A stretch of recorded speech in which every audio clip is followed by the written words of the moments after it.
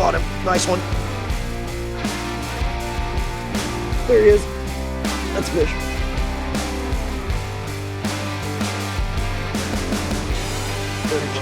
Good.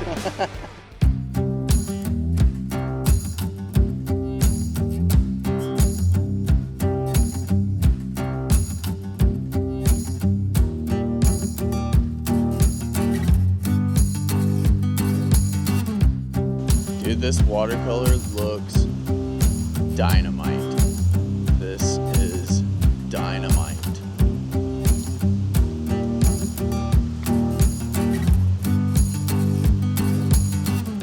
So basically all I'm doing right here, guys, is I'm just covering this flat as well as I can from right in front of my feet all the way to that other side of the bank. How I'm doing that is just, I'll go about every 10 feet, just kind of cut it up into 10-foot chunks and just got to cover it all. So these fish can just lay right in between rocks. You know, you never know. It might be on this side of the rock, it might be on that side of the rock, and that could be the difference between, you know, getting one and not getting one by gritting that thing out. You know, and this flat being, with how chunky and how bouldery it is, they can be anywhere in this flat. So covering it from close to far is definitely the way to go. Where they at, bro? I don't know. Not on this close side, I'll tell you that. But that's my first cast that far over. Oh, that's it. There's gonna be one. That's where he's at. Dink. Yeah, let's do it. We gotta move spots, guys. This water is rising on us fast.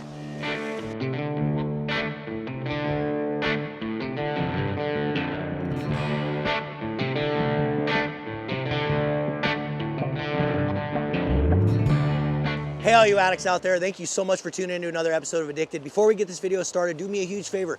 Thumbs up the video and drop a comment. Today is gonna be a tough day, guys. We are fishing a rising river.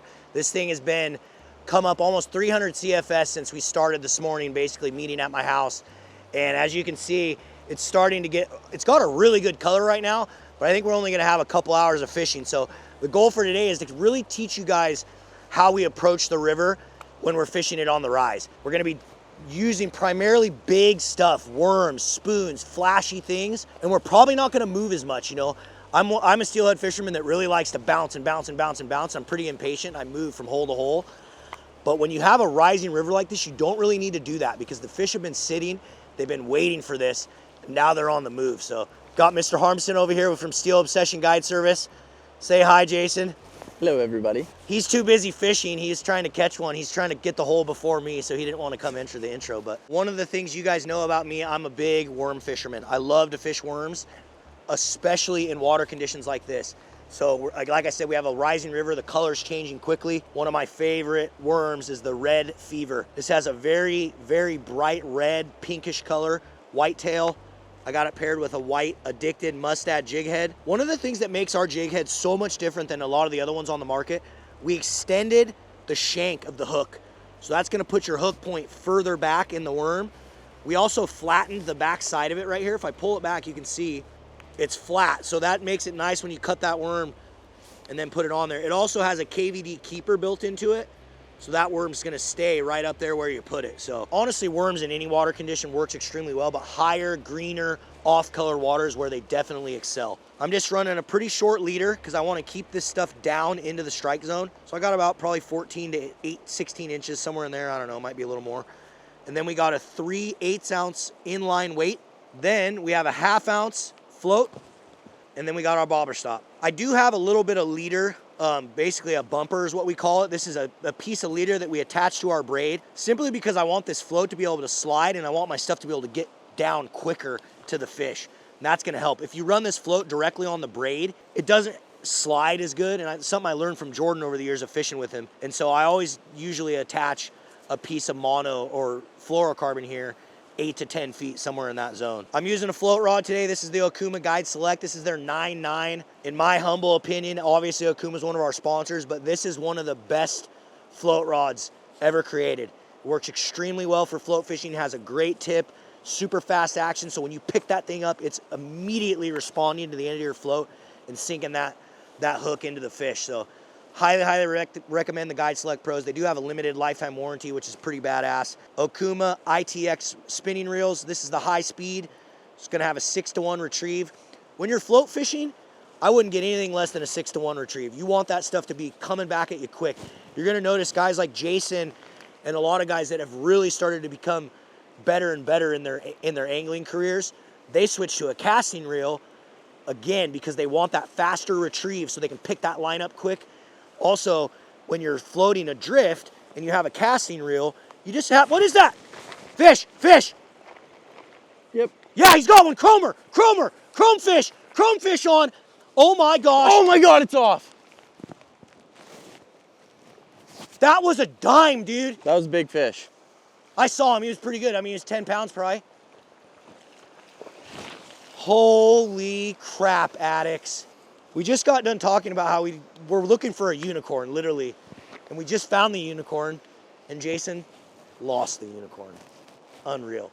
But again, as I was saying before Jason rudely interrupted me with that fish, the casting reels, once you kind of get better and better at fishing and you can really cast with a casting reel, as you're floating your drift out, you just get this drag-free drift because you can click the bail or click the button on your casting reel and just let that come off smoothly as it's floating down the drift. So I'll let Jason talk about it a little bit more when you guys get over with him and see him fishing, but as you can see, it just freaking worked.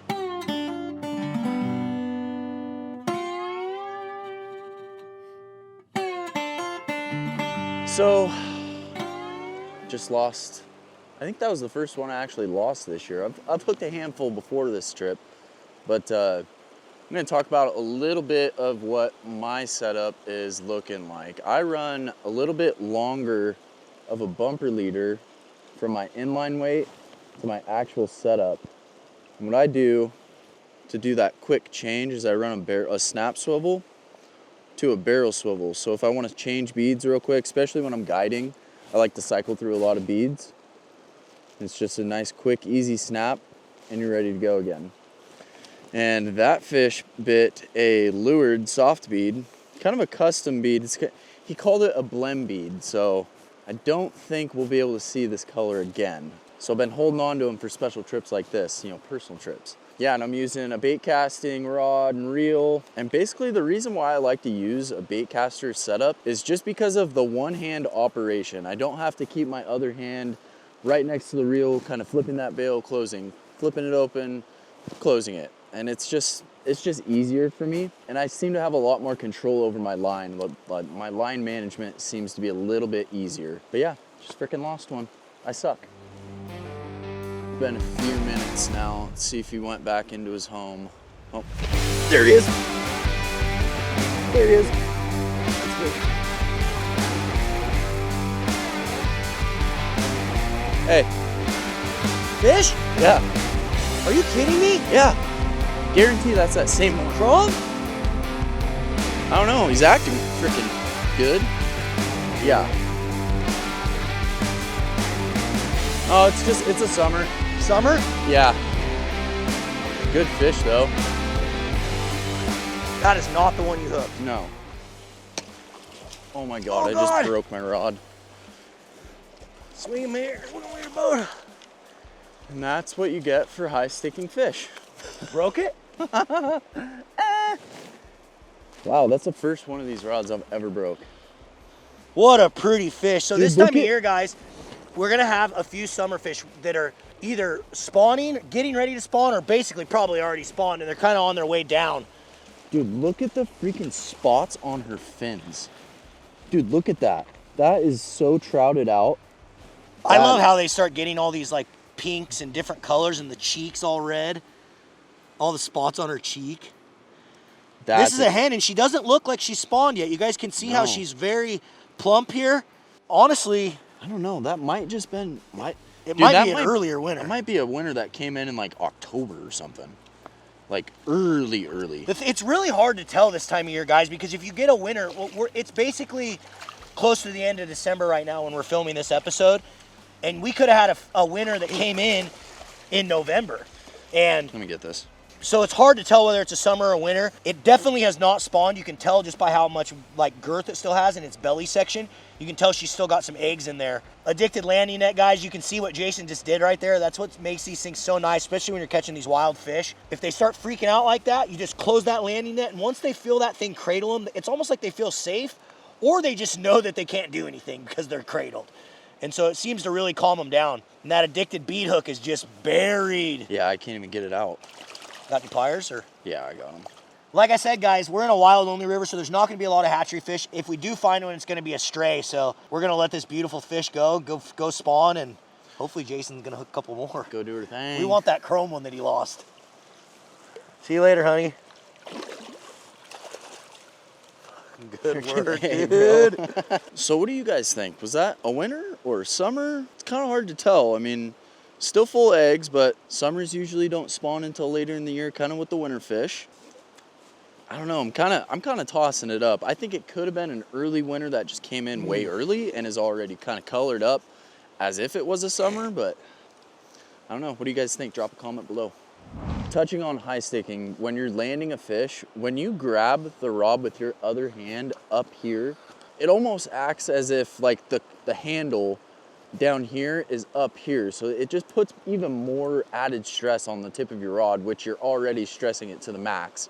And like Marlon was saying, as soon as that fish does one little head shake or moves just right, it's gonna break it almost every time. I don't care what rod you're using. Some rods more durable than others, but it's bound to happen. When you get that rod tip straight up in the air on a fish, it's no bueno. Don't do that, as Skip would say. So when we talk about fishing a rising river, guys and gals, I've found the best time to do that is when you know it's going to be on a rise. Try and get it just on the start of that rise. That's when it's going to kind of kick those fish into gear to get them moving. It's going to give you your best shot at not completely blown out water, unless the water's already kind of high as it is, and then it just starts to peak up even more. It can be tough, but with the water conditions the way they were, this little bit of a rise can really spark these fish up and make them really bitey. In my experience, even guiding, you know, we'll have days on the water where it'll flatline all day, and then just at some point in the day it'll just start to spike, and you won't really realize it until you get off the water and really look at the graph, because sometimes those rises are so minuscule you don't even really notice it, but you can tell in the fish activity. They start moving, you start hooking them in only traveling lanes, not so much holding water, and it can just be fishy. So a spot that you can find the water conditions and look at the charts and water temperatures, discharge, and you can look in feet or CFS. I prefer using CFS because it tells you more about the volume rather than just the height of the river. USGS.com. I use an app called River App. There's also another one called Rivercast. And it'll go in, and here I'll just show you real quick. So I don't really have a lot of service right here, but you can just see.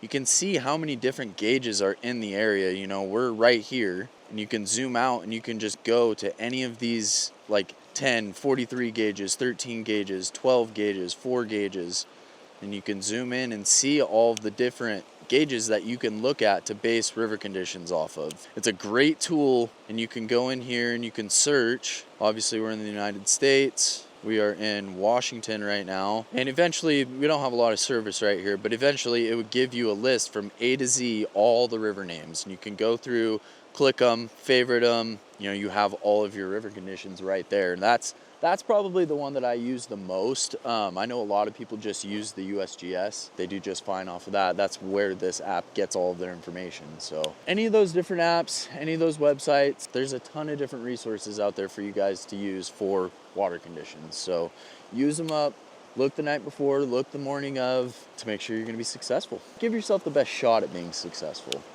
You know, because that's a big thing. You know, people will just go out fishing and they won't have the most ideal conditions, and they'll get discouraged because they don't catch fish. You have to have conducive conditions to catch fish. I mean, it's not you just show up to the river and you can catch fish. No, it's not. It doesn't work like that. I mean, we put a lot of time into looking at these river conditions, you know, studying the river, where these fish are going to be, when they're going to be, why they're going to be there. There's a ton that goes into a day of winter steelhead fishing, especially on a rising river. Let's go see if we can hook another one. water's coloring up fast, dude. Yeah, it is.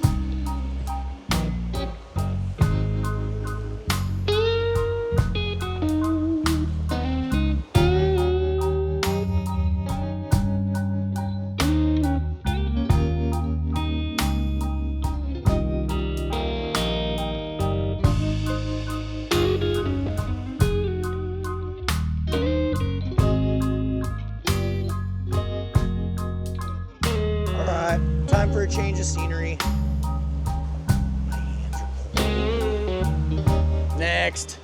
You don't care if you're on video, do you? No, not at all. Sweet. You on video? He's filming you right here. Hey, what's up? This is our limited edition little wigglers that we put out. No shit. They're numbered. Here, let them pick some stickers. Holy.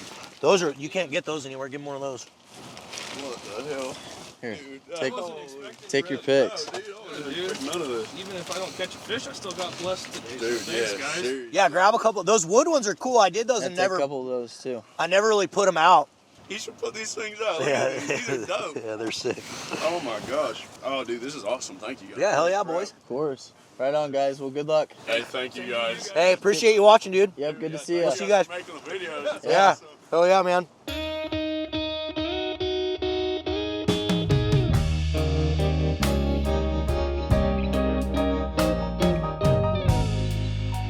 Here we go, baby.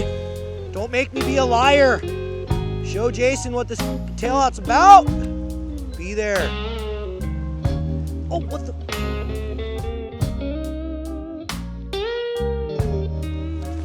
Got him. Fish on. Oh, it's a cutty. Told you the cutty like it here too. Cuddy, love it. Well, that might be a steelhead smolt. I think it is. Yep, it is. Look at that. Here. What was this thing doing? What was this guy doing? Dude, when you saw my bobber dream, were you like... I was like, no freaking way. I think I've caught one. I can specifically remember one right here. This only fishes when it's like this. Yeah. Because those rocks right there, when the water's clear, it's just too exposed. But when it's like this, they love sitting right by those. You'll catch them in front of it and behind it like I just did that steelhead smolt. Got him. Nice one. Chrome, the net? really nice, really nice. We don't have the net. Really nice. Okay, just help me land it. It's a super nice chromer. Really nice chromer. Got it on the chesty.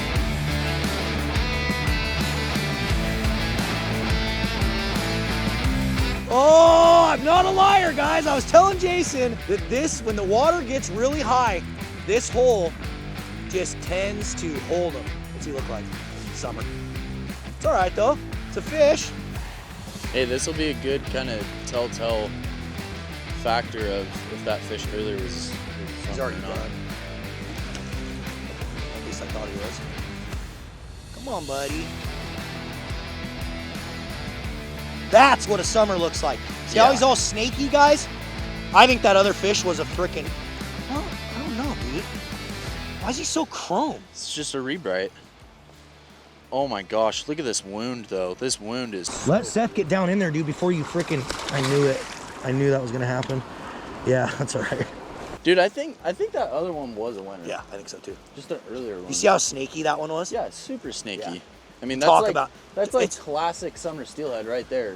Look below us. We got a huge rapid right below us, and then we have a big, soft, deep hole where these fish can just come up that rapid and just rest. And a lot of times when you get into a spot like this, the fish will hold here during this higher water because they have so much room to get around. They have a lot of different structure to hide behind while the water is inflating. And then when that water drops, that's when they'll start to make their way back upstream or downstream like that one was.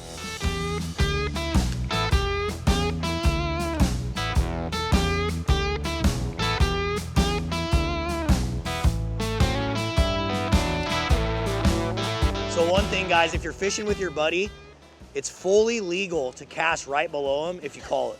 You just gotta call it. You gotta say corked as your bobber's in the air. If you don't call it, it's illegal. So this right here, guys, is called a wind knot. And the key with this, to get this out, is to be extremely slow. The worst mistake you can make is go fast with these. See how it just came out when I was really slow and delicate with it? If you get a wind knot and you try to just be aggressive and pull it hard or fast, it'll just knot it all up and you'll never get it out. So if you get a wind knot in your line, which sometimes can be pretty common when you're bobber fishing, just go slow, be delicate, and just be patient with it. It's hard. I'm not a patient person, but just be patient. And it comes right out. Let's do it.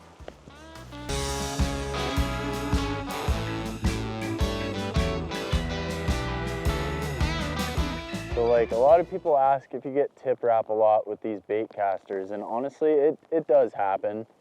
But one of the tricks that my good buddy Marlin and 𝗛𝗃𝗧𝗛𝗘 showed me was sometimes you can like do this little push-pull method where you're pulling and you're pushing your rod tip, and there you go. I mean, you're out of it right there, and it's a quick, effective way to get rid of that tip wrap.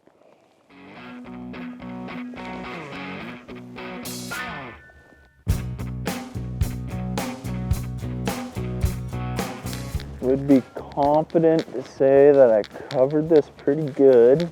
The only other thing I could do is switch my presentation up, but I don't think that's the issue. I just don't think they're here. Let's go see what Marlin's doing.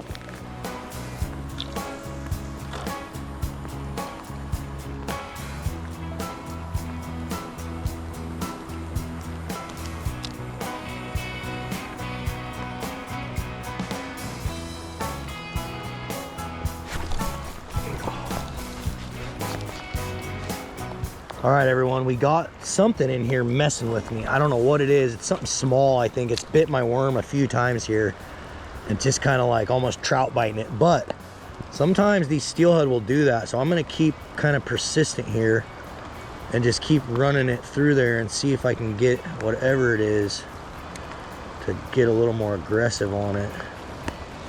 He's taken my float down like 4 or 5 times, but he's just not. It's kind of like going dink, dink, dink, dink, like a trout or something would, or a smolt or something. So I don't think it's a steelhead, but I've definitely been surprised before. So right there, he's somewhere right in there. Come on. Eat it. Come on, little steelhead. I want a chromer so bad, so bad. A big old chrome little steelhead. Come on now and bite my worm. Please, please bite my worm. Please, please bite my worm. He's not biting my worm. I don't know why, but they ain't biting my worm. All right. It's raining. I'm wet. Back to the truck. I don't think we're done yet, though. We got one more little surprise for you guys. Addicts, we are back at the Addicted shop, and I told you we had a surprise. We have officially, if you did not know, launched the 2nd edition of the fillet knife.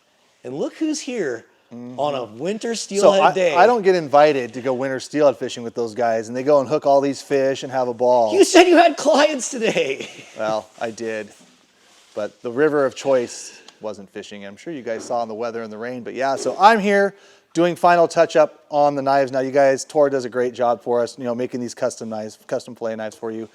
They're wickedly sharp. We want to make sure that these are super clean, making sure that, they had to do 200 knives, but we're doing the polishing touches on them, so these things come out just absolutely razor sharp for you guys, so you'll enjoy using them.